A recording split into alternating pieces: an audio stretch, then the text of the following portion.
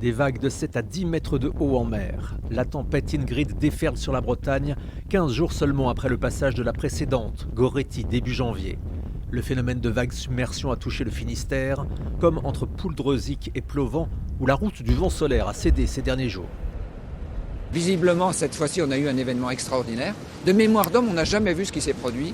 L'étang a débordé vers la mer, ça ne s'était jamais produit. Et donc a emporté, en fait, le cordon de galets. Et ensuite, la mer a fini le travail et a détruit la route puisqu'il n'y avait plus d'obstacle. Ces vents violents répandent de l'écume sur tout le littoral et s'accompagnent de fortes précipitations. Des cumuls de 10 à 20 mm d'eau sont déjà tombés dans le Finistère et dans le Morbihan. Et ces pluies vont continuer toute la journée sur des sols déjà largement saturés par les épisodes météorologiques précédents.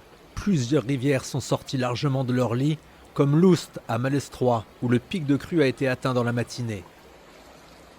Le niveau de la Laïta à Quimperlé reste aussi très élevé. Les quais se retrouvent complètement inondés. Je suis impressionnée par ces eaux montantes parce que moi je ne suis pas habituée. C'est un peu aussi désolant pour les commerçants et puis pour les habitants, quoi. Ça me surprend un peu, j'ai jamais vu une inondation. Donc ouais, c'est vrai que c'est impressionnant de voir surtout que ça déborde sur la route. Une atténuation progressive des précipitations et du vent est à prévoir en fin de journée selon Météo France. En attendant, la plus grande prudence s'impose.